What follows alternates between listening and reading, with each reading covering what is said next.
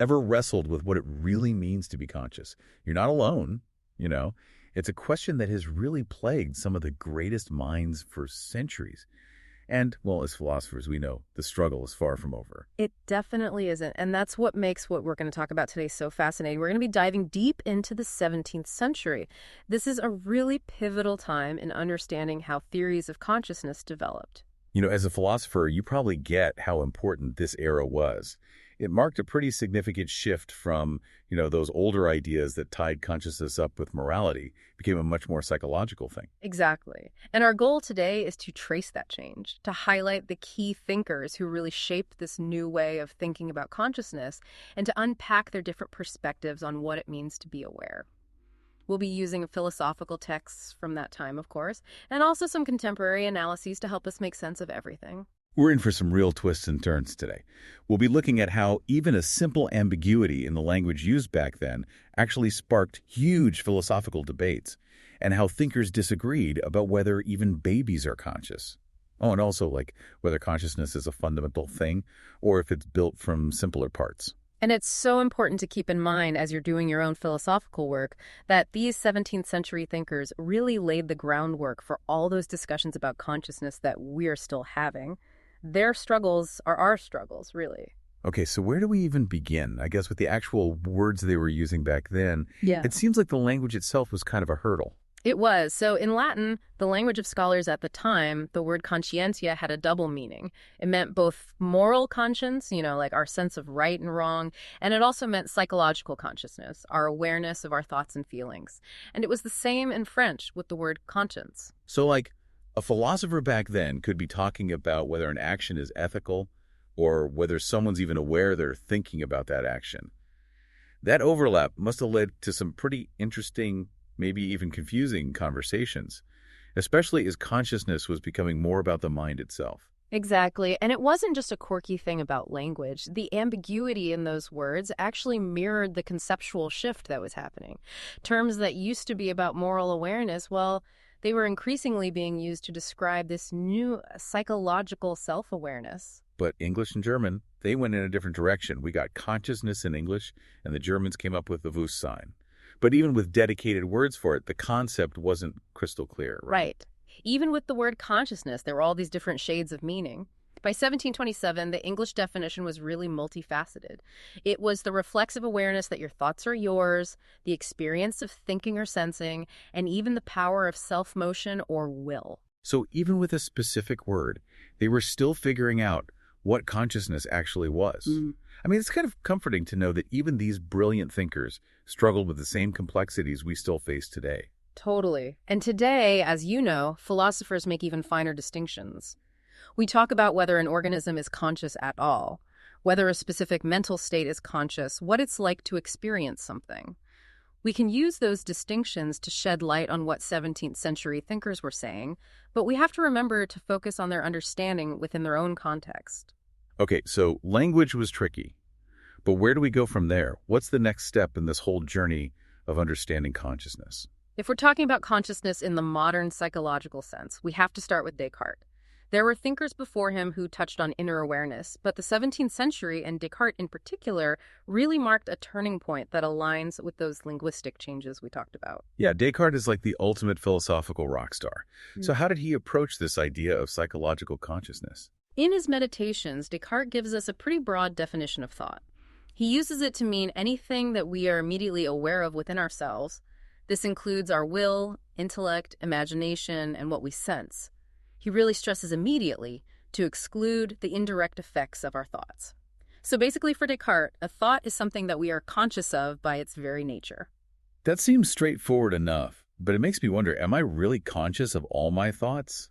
It feels like I'm mostly aware of what I'm thinking about, the object of my thought, rather than the thought itself. That's a great point, and Descartes recognized this. He distinguished between the form of a thought, which he called an idea, and the object of that thought, what it's representing. An idea for him is the form of a thought, and it's the immediate perception of this form that makes us aware of the thought itself. So there's this built-in awareness in Descartes' framework. It's not just that I have a thought, it's that by having the thought, I'm also aware I'm having it. It's almost like consciousness is just what it means to have a mind. That's how it seems at first.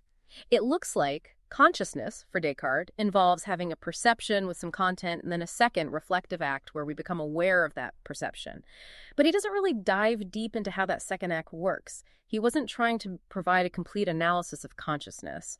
For him, it was more of a given, a starting point. A kind of foundational principle for his whole philosophical system. Exactly. Think about his cogito argument. Descartes doubts everything, but he can't doubt that he's doubting. His conscious thoughts are the one thing he's absolutely sure of. And that's where he starts to rebuild his system of knowledge. Consciousness, for him, becomes the mark of the mental, the defining characteristic of the mind. So the main role of consciousness in Descartes' system was about knowledge, right? It was about how we know things and how certain we can be about our own thoughts. Right. He highlighted 3 key epistemic roles of consciousness. First, he said, the mental is transparent. We're directly aware of all our thoughts and can't be wrong about having them. Second, there's reflection. Any thought involves some degree of self-knowledge. And third, he talked about intentionality thoughts are about something. They represent things beyond themselves. These are all really central ideas for Descartes. But not everyone agreed with him, right? There were some pretty smart people who had problems with his view of the mind. Absolutely. Antoine Arnaud, for example, challenged that idea of mental transparency. He pointed out that it's totally possible to have thoughts without being conscious of them. He used the example of a baby in the womb.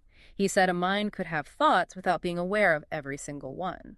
How did Descartes respond to that? It does seem like unconscious thoughts would be a problem for his idea that all mental states are consciously accessible. Descartes said it's about the difference between having a conscious thought and remembering it. He said just because you don't remember having a thought doesn't mean you never had it. He believed the mind starts thinking as soon as it's connected to the body and is aware of those initial thoughts, even if we don't remember them later. So he kind of shifted the focus to memory. But if consciousness for Descartes involves reflection, did he think even a fetus was reflecting?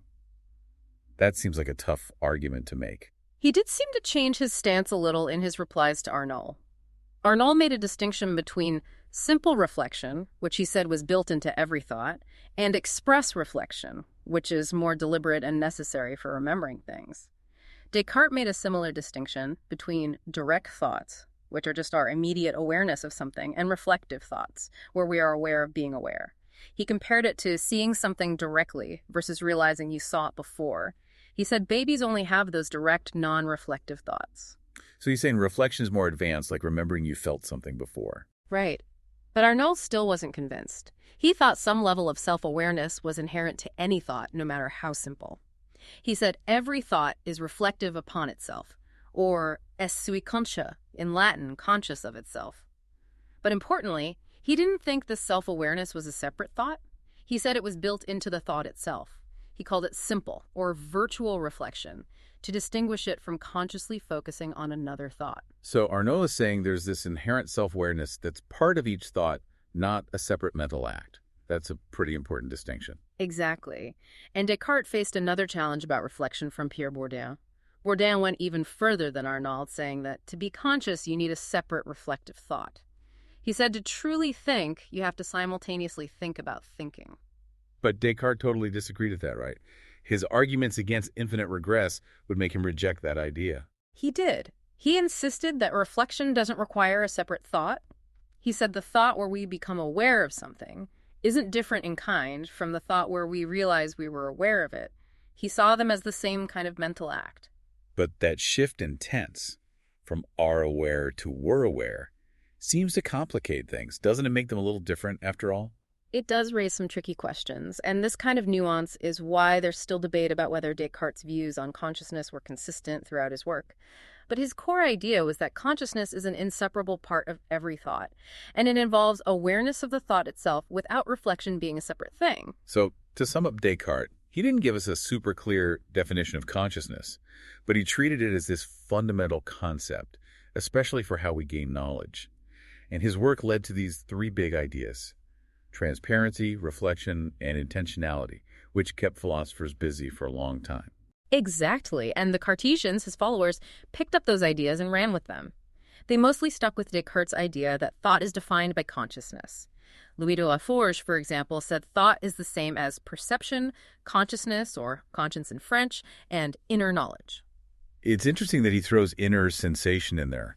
It's almost like expanding or maybe narrowing how they were thinking about consciousness. It's definitely important. Laforge said thought is this consciousness, internal testimony, and inner sensation, sentiment interieur in French, through which the mind becomes aware of everything happening inside itself. So it raises the question, is consciousness basically a kind of sensation like our external senses, but directed inward? And Malebranche, another big Cartesian thinker, really went for this consciousness as inner sensation idea. He did. For Malebranche, consciousness, conscience, and inner sensation, sentiment interior, were almost interchangeable. He said thought is anything the soul is aware of through its inner sensation of itself. This move towards consciousness as an interior sense had big implications. Malebranche argued that we don't actually know our minds better than our bodies. In fact, he said we know our minds through this somewhat obscure inner sensation. So consciousness as an inner sense lets us know we're thinking, but it doesn't mean we fully understand how our souls work. That's different from Descartes, who thought our minds were more transparent. Exactly. And Malebranche took further, saying that just sensing external objects isn't really consciousness. He saw consciousness as something internal, a sensation of what's going on inside our minds. And that brings us back to the whole debate about reflection. Right, that whole back and forth about whether reflection is built into consciousness or requires a separate mental act. It was a big deal for the Cartesians and their critics. For sure. Descartes said reflection didn't need a separate thought, but people kept debating it. We talked about Arnaud's idea of virtual reflection, that it's inherent to every thought. But other thinkers, like Pierre-Sylvain Régis, insisted that for consciousness, you need reflective knowledge, the ability to perceive that one perceives, as Augustine put it. That idea, perceiving that you're perceiving, definitely sounds like reflection. It's not just seeing a red ball, it's being aware that you're seeing it. Exactly. And Pierre Daniel Huet, who disagreed with the Cartesians, used this point to argue against them. He said every thought has three parts: the thinking mind, the object of the thought, and the act of thinking itself. And he said that to think about thinking, you'd need a whole new thought, not just the original thought reflecting on itself. So Hewitt thought the mind could only focus on one thing at a time. Right. He thought the idea of a thought reflecting on itself was just impossible. Régis countered this by saying, following Descartes, that we don't need a never-ending chain of reflections. He said that perceiving that we think comes from a single idea that's known through itself. He also warned against the problem of infinite regress, where every act of awareness would need another act of awareness directed at it. But Hewitt had a different solution for that infinite regress problem, right? He used Aquinas' idea of the mind having infinite potential. It shows how much these debates were shaped by different metaphysical ideas. Absolutely. The real disagreement was about whether a thought can turn back on itself, or if self-awareness always needs a separate mental action. Hewitt thought the first idea was contradictory, and this highlights a key issue for any theory of consciousness, explaining what reflection is and whether it needs a second-order thought. These debates about reflection lead us to another important concept: intentionality. That's the idea that our thoughts are about things, they point to objects and situations. And right there, we find Antoine Dilly, another Cartesian thinker, chiming in on reflection. He was responding to Pardy's ideas about corporeal knowledge in animals, the idea that animals might sense things without knowing they're sensing them. It seems like Dilly argued that for something to truly represent something else, there has to be an awareness of that representation. Exactly. He said it's impossible for, say, a dog to know its owner and be led to him without being aware that it's perceiving him. He asked how a dog could tell its owner apart from other people without that awareness. Basically, Dilly thought that for a thought to represent something, you need a conscious subject who's aware of that act of representation. For him, consciousness came before intentionality. So it's not just a thought pointing to something. There has to be a conscious mind doing the pointing. But some might argue the opposite, that representation comes before consciousness. Right. If a conscious thought is a representation plus a reflection on that representation, then the representation comes first. This period was all about trying to figure out how consciousness, representation, and thought all fit together, and those are still central questions in philosophy of mind today. We've spent quite a bit of time on Descartes and the Cartesians. Let's move on to Spinoza. How did he fit consciousness into his philosophical system? It's interesting because some interpretations of Spinoza suggest that consciousness isn't actually a central concept for him. This might be because of how broadly he understood thought, encompassing things Descartes treated as separate. Spinoza was all about naturalizing the mind, explaining it with the same stuff that makes up everything else. So if he did have a theory of consciousness, it would likely be tied to those more fundamental aspects of his system. And Spinoza was a big fan of the representational theory of mind, right? The idea that our minds are made of representations that mirror the physical world. Exactly. His doctrine of mind-body parallelism is key here. That's the idea that the order of ideas in our minds perfectly matches the order of things in our bodies, but without any direct interaction between them, like two parallel streams mirroring each other. For Spinoza, each mind is the idea of a specific thing. In our case, the mind is the idea of our own body. So intentionality, the mind's ability to represent things, seems to be the core of Spinoza's view of mind. But did he think we were always conscious of all those representations? Did he see a difference between having a representation and being conscious of it? He did. In his Ethics, he hints that there might be representations we're not aware of. He talks about the wise man being conscious of himself and of God and of things, suggesting that others might not be conscious of these same things. This implies that he needed a way to explain consciousness that doesn't apply to every single representation. It seems like when Spinoza actually used the word consciousness, it was usually in an ethical context, though maybe it's not the same as the traditional moral conscience we talked about before. Right. For Spinoza, consciousness, conscientia, was more about how we understand ourselves within the natural order. It connected his ideas about ethics, knowledge, and metaphysics. He didn't use conscientia much in the early parts of the Ethics, but it became important when he talked about emotions, desires, and achieving freedom. And that famous proposition 3p9 from the Ethics, where he talks about the mind striving to exist, and its awareness of this striving that seems really crucial for understanding how he saw the connection between our will and our awareness. Definitely. Proposition 3p9 states that everything, including the mind, strives to continue existing, and that the mind is aware of this striving. Spinoza connects this striving to will and desire, saying desire is basically appetite plus awareness of that appetite.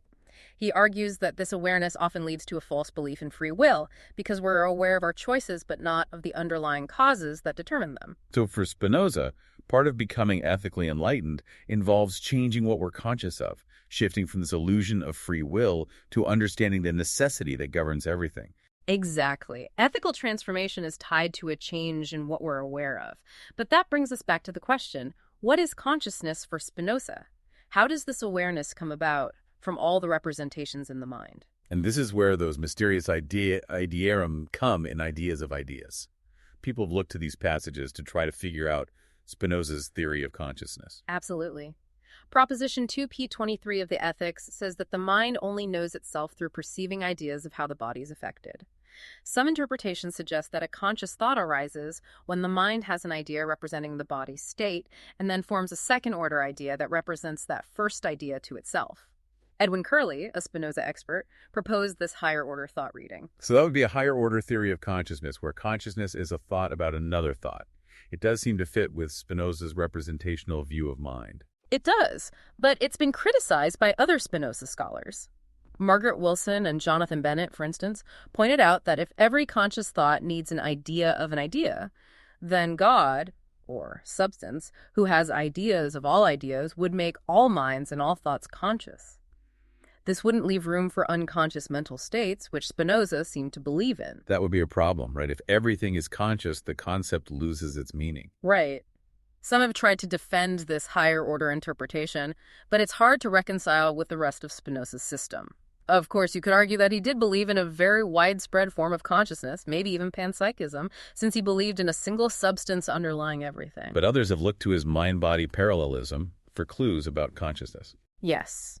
Scholars like Stephen Nadler and Don Garrett suggest that we should focus on how the mind mirrors the body. Nadler says consciousness in Spinoza is related to the body's complexity. He points out that Spinoza wrote that a simple body capable of few actions would have a mind conscious of almost nothing, whereas a complex body would have a more conscious mind. So for Nadler, consciousness is a matter of degree, linked to the body's structure and abilities. And Garrett focuses more on the body's power to act and be affected. Exactly. He highlights Spinoza's talk about bodies being capable of very few things, as indicating lower consciousness. He thinks the degree of consciousness in the mind reflects the power and activity of the body. A more powerful body means a more conscious mind. But there have been criticisms of these interpretations too, right? Of course. Nadler himself admits that just showing a correlation between consciousness and complexity doesn't fully explain what consciousness is for Spinoza. Michael LaBeouf has argued that those passages might be more about how we become conscious, not about the nature of consciousness itself. He also critiques Garrett, saying there might be cases where the power of the mind and the power of the body don't match up. Eugene Marshall has tried to refine Garrett's view by tying consciousness to affectivity, the ability of an idea to influence the mind's striving to persevere. So it seems like Spinoza's theory of consciousness, or even whether he had one, is still a big question. Definitely. He gives us a framework for a representational theory of mind and separates representation from awareness, but the exact nature of that awareness is still up for debate. All right, let's head over to England and see what was happening there. How are English philosophers approaching consciousness? Early in the 17th century, you have figures like Thomas Hobbes, who mostly stuck with the traditional idea of consciousness as shared knowledge, linked to the idea of conscience as an internal witness. He even used the term metaphorically for knowing your own secret thoughts. So for Hobbes, consciousness wasn't that internal, subjective awareness that was becoming popular on the continent. Not at first, at least not explicitly, but in De Corpore, he does talk about what we'd call phenomenal awareness, through memory of sensations, perceiving that he hath perceived. But we shouldn't assume he had a fully modern theory of consciousness. He didn't seem to like higher order accounts. Then we have the Cambridge Platonists, who developed their own ideas about consciousness, influenced by their philosophical views. Right. People like Ralph Cudworth, who is inspired by Plotinus's concept of synesthesis, unified perception, came up with their own psychological sense of consciousness within their Neoplatonic system. Cudworth argued against the idea that thought is the essence of the soul, using the experience of dreamless sleep as evidence. He said a soul could exist and be active without being conscious. He proposed the existence of unconscious thoughts and plastic natures, active principles in the universe that work without conscious thought. So Cudworth thought consciousness wasn't necessary for all mental activity. Exactly. He did see awareness of thoughts as distinct from moral conscience, but he thought moral judgments needed a separate act of reflection on those thoughts. And then, of course, there's John Locke, who made consciousness a central part of his theory of personal identity. Yes. Locke separated personal identity from the traditional idea of substance. He defined a person as a thinking, intelligent being that has reason and reflection and can consider itself as itself the same thinking thing in different times and places, which it does only by that consciousness which is inseparable from thinking and, as it seems to me, essential to it. His key phrase is perceiving, that he does perceive, which, as we've seen, makes people wonder if he had a higher order theory of consciousness. That phrase, perceiving that one perceives, does make it tempting to think all these thinkers had higher order theories. It does, but we have to be careful and consider their overall philosophy. In Locke's case, consciousness probably meant something like thoughts being self-intimating, the idea that when we think, we just know we're thinking without needing a separate thought about it. And Locke famously used the example of sleep to argue against the idea that the soul is always thinking. He said if that were true, we'd be conscious of those thoughts even when we sleep. The fact that we aren't suggested to him that thinking isn't constant, leading him to separate substance from psychological states, with consciousness being central to identity. Exactly. And Shelley Weinberg, a Locke scholar, has suggested that he saw consciousness as a kind of non-evaluative, self-referential awareness as part of all perceptions. Okay, finally, let's talk about Gottfried Wilhelm Leibniz. You said he might have been the first to offer a real theory of consciousness. Yes. Leibniz wanted to provide a systematic and naturalized account of consciousness.